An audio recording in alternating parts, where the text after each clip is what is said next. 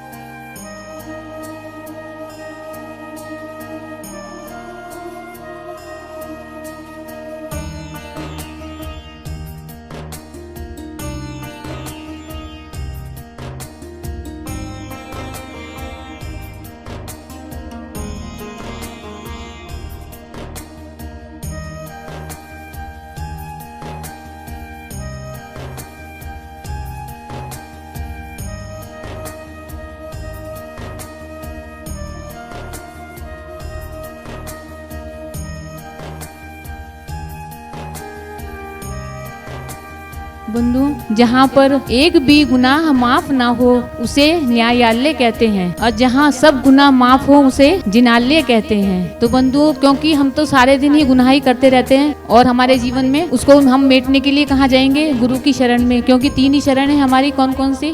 देव, शास्त्र और गुरु। तो देव भी यहाँ पे विराजमान है। देव भी आ गया। तुम्हारी किस्मत से देखो, तुम्हारा कितना भाग्य है कि भगवान भी यहाँ विराजमान हो गए, और शास्त्र जी विराजमान है और गुरु आ ही गए हैं। तीनों यहाँ विराजमान है। तो उनका हम, क्योंकि हम लोग क्या करते हैं सारा दिन, मैंने उस पर कुछ पंक्तियाँ लिखी थी। बस यही अपराध मैं हर बार करता हूँ, बस यही अपराध मैं हर बार करता हूँ। आत्मा हूँ और शरीर से प्यार करता हूँ, आत्मा हूँ और शरीर से प्यार करता हूँ। मेट दो ये फेरियाँ हर बार करता हूँ, मेट दो ये फेरियाँ हर बार करता हूँ। नाथ से ये विनती हर बार करता हूँ, नाथ से ये विनती हर बार करता हूँ। अब क्या है बंधु, हम काहे में किसने कैद हैं? हीरे रूपी इस पिंजरे में कैद में होता रहा, चारों गति के दुख को हर पल सहता रहा। फिर भी क्या है? पापों की गठरी उठा तैयार रहता हूँ, पापों की गठरी उठा तैयार रहता हूँ। आत्मा हूँ और शरीर से प्यार करता हूँ, आत्मा हूँ और शरीर से प्यार करता हूँ। महानुभाव, दिन कहने से रात का लोप हो जाता है, सुबह कहने से शाम का लोप हो जाता है, बुरा कहने से अच्छे का लोप हो जाता है, और कई बार सच बोलने से बुरे वचनों का लोभ हो जाया करता है। वे जीवन में इंसान एक बार, एक आधी बार या आधे से भी आधी बार कभी तो सच बोलने का प्रयास करता है, और जब वह सच बोलता है तो उसके जो दुर्गुण वाली बातें हैं, जो उसके अंदर के बुरे विचार हैं, जो उसके अंदर की बुरी बातें हैं, वह कहीं ना कहीं समाप्त हो जाएगा। आज आपसे कोई कहे कि आप नियम ले लो कि मैं झूठ नहीं बोलूंगा, तो बहुत कम लोग होंगे जो ये कहेंगे कि मैं यह नियम ले सकता हूं। आज संसार में चारों ओर झूठ, फरेब, धोखा चल रहा है। अभी कुछ दिनों पहले मैं कहीं पर था, वहां पर मालूम चला कि माता पिता के 4 बच्चे थे, 3 बच्चे थे, और बीच वाला बेटा अपना मकान बना रहा है, और उसने बताया होगा कि मैं 15 तारीख को मकान में शिफ्ट हो जाऊंगा, 20 तारीख को मकान में शिफ्ट हो जाऊंगा। तो मुझे सुनकर बड़ा आश्चर्य हुआ, लेकिन पंचम काल का सत्य है। वह कह रहा था कि पिछले 20 दिन से घर वाले मुझसे पूछते हैं तुम कब घर छोड़कर जाने वाले हो, कब घर छोड़कर जाने वाले हो। जब उसने बात कही तो मैंने दोबारा पूछा कि लोग ये कह रहे हैं कि तुम जा क्यों रहे हो, रहो। मुझे तो यही लगा कि उसने कहा कि मुझसे पूछ रहे कि तुम घर छोड़कर कब जाने वाले हो, कब छोड़कर जाने वाले हो। तो विचारनीय बात यहाँ पर यह है कि इंसान के अंदर क्या है, प्रेम नहीं, भाव नहीं, सिर्फ अपना स्वार्थ। स्वार्थ आपके पास भी है, स्वार्थ हमारे पास भी है। आपका स्वार्थ अर्थहीन है, और जो हमारा स्वार्थ है वह अर्थ के साथ है। हमारा अर्थ ये है कि हमें मोक्ष की ओर जाना है, और आपका अर्थ है कि आपको अर्थ की कामना है। तो जीवन में इंसान कभी तो सच बोलने का प्रयास करे, तो आपसे कहे कि झूठ बोलने का त्याग कर दो, तो इंसान राजी नहीं है। और मैं कहूं कि आप ये नियम ले लो कि मैं सत्य बोलूंगा ही नहीं, तो भी राजी नहीं हो। कहीं तो राजी होइए। ध्यान रखना, दिन भर में इंसान जितना झूठ बोलता है उससे ज्यादा सच बोलता है। जो घर का सच एड्रेस है, पड़ोसी का दोगे क्या? नहीं दोगे। उसके बाद में घर में आ गए, तो घर में आने के बाद में आप अपनी पत्नी से, बच्चों से, परिवार से, माँ से उस पैसे को रखने का कहोगे अलमारी में। कौन सी अलमारी में? जो सुरक्षित अलमारी। तो हर जगह सत्य है। सत्य के बिना संसार नहीं है, लेकिन हमारी मानसिकता बन गई है कि झूठ का बोलबाला है और सत्य का सुनवाई नहीं है। लेकिन ऐसा नहीं। सूरज निकल रहा है, ये सत्य है। चांद निकल रहा है, ये सत्य है। आप भोजन करते हो, ये भी कहीं ना कहीं सत्य है।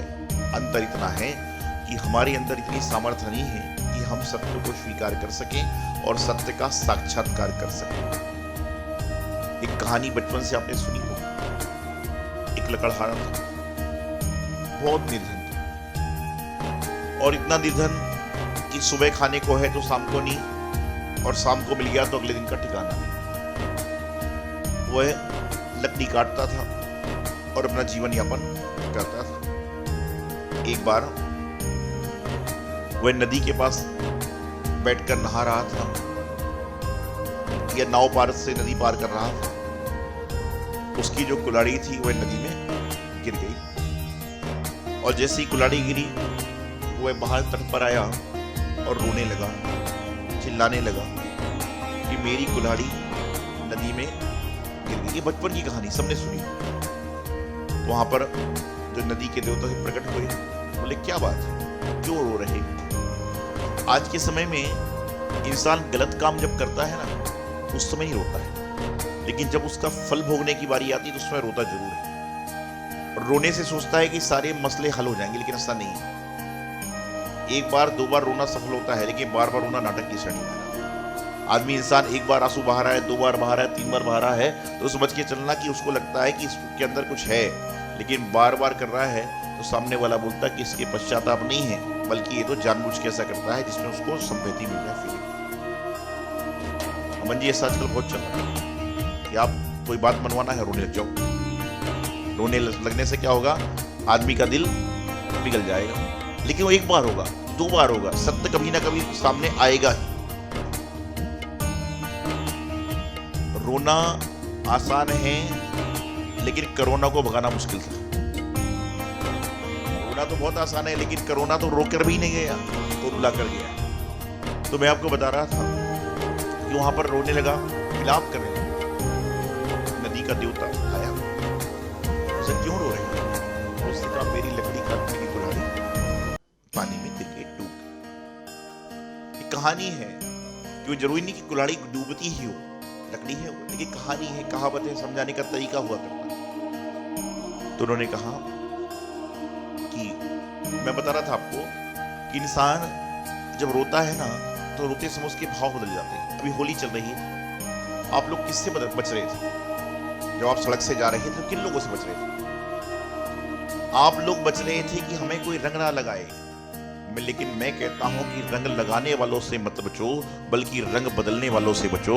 रंग लगाने वालों से बचोगे तो कोई फायदा नहीं है, लेकिन रंग बदलने वालों से बच जाओगे तो फायदा हो जाएगा। आज क्या हो रहा है, रंग लगाने से बचते हैं, लेकिन रंग बदलने वालों से नहीं बचते।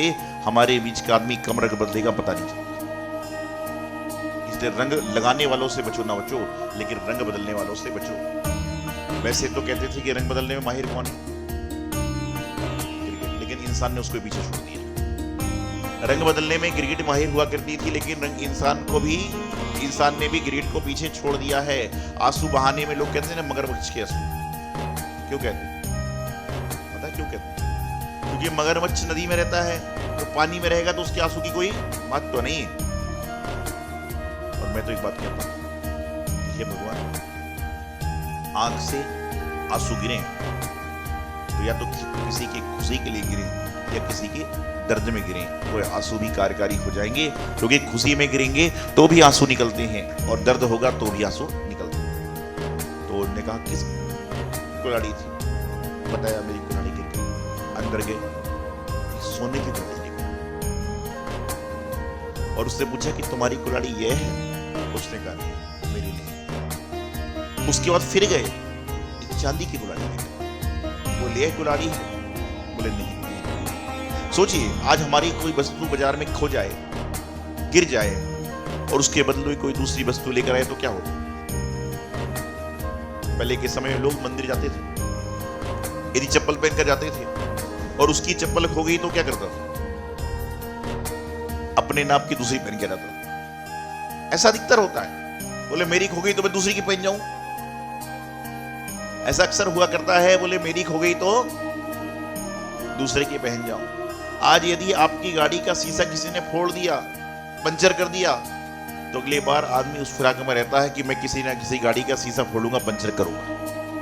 अरे किसी का पंचर मत करो, बल्कि अपने पंचर होने से बचो। तो हीरे की कुल्हाड़ी लाया, बोले ले लो। बोले ये मेरी नहीं है। तांबे की लाया, बोले ये मेरी नहीं है। पीतल की लाया, बोले ये भी मेरी नहीं है। अंत में वह लोहे की कुल्हाड़ी लेकर आया। बोले क्या यह तुम्हारी कुल्हाड़ी है? बोले हाँ मेरी है। उसकी परीक्षा लेने के लिए जल देवता ने फिर कहा सोच लो, एक कुल्हाड़ी मिलेगी, एक ही कुल्हाड़ी मिलेगी। बोले नहीं, मेरी कुल्हाड़ी तो लोहे वाली। देवता ने फिर कहा कि अच्छा सोच लो, फिर बता देना। बोले नहीं, मेरी कुल्हाड़ी यही है। और उसने कुल्हाड़ी और जाने लगा। देवता ने कहा रुको। वो घबराया, पता नहीं क्या होने वाला है। बोले रुको। बोले पक्का सोच लो, तुम्हारी कुल्हाड़ी यही है? बोले मेरी यही है। उन्होंने क्या किया, तो सोने की, हीरे की, चांदी की, तांबे की कुल्हाड़ी थी, सब उसको दे दी। बोले मुझे क्यों दे रहे हो? बोले कुल्हाड़ी तो तुम्हारी यही थी, लेकिन मैं तुम्हारी सत्य बात बोलने से प्रसन्न हो गया हूं। तुमने सत्य बोला है, इसलिए सारी कुल्हाड़ी तुम्हारी हुई। अर्थात एक सत्य बोलता है इंसान तो निर्धन से धनी हो जाता है। और ये जीवन भर सत्य बोलोगे तो आप कहीं ना कहीं तो निर्धन से बचने का प्रयास करो। अब भजन गाते हैं। ओ पालनहारी निर्गुण और न्यारे, तुमरे बिन हमरा। आप बोलते हो ना, ओ पालनहारी। कौन है पालनहारी? कौन है पालनहारी? कौन है पालनहारी? आप कहते पालनहारी का पालना, भगवान को पालनहारी कहा। ओ पालनहारी निर्गुण और न्यारे, कि आप निर्गुण हो, गुणों के साथ हो, दोषों से रहित हो। तुमरे बिन हमारा कोई नहीं। लेकिन ये बात सिर्फ मंदिर में बोली जाती है, ये बात सिर्फ संकट के समय बोली जाती है, ये बात सिर्फ दुख में बोली जाती है। यदि इंसान इस बात को सुख में भी समझ जाए कि जब होटल में खड़े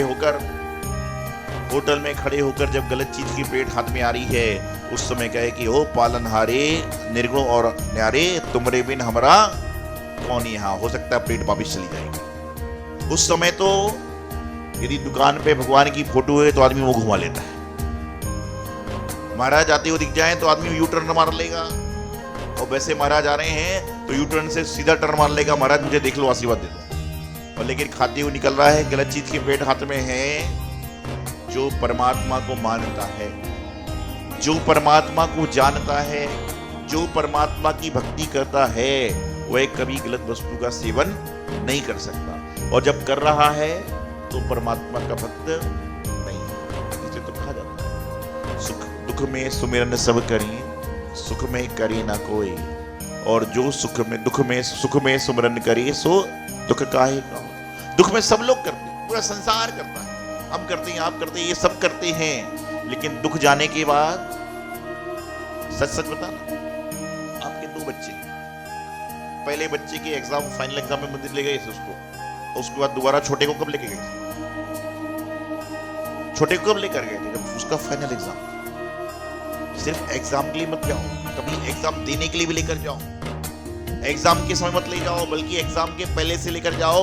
और जो इंसान बच्चों को एग्जाम के पहले ही लेकर जाता है, उसको एग्जाम में भगवान के पास ले जाने की आवश्यकता नहीं होती। भगवान उसका एग्जाम कराने खुद ही पहुंच जाते हैं, आवश्यकता नहीं पड़ेगी। आप बार बार जब भगवान का नाम लोगे तो रोग के समय भगवान का नाम लेने की आवश्यकता नहीं है। भगवान आपकी रक्षा करने स्वयं आ जाएंगे। सत्य बोलने का प्रयास तो करो।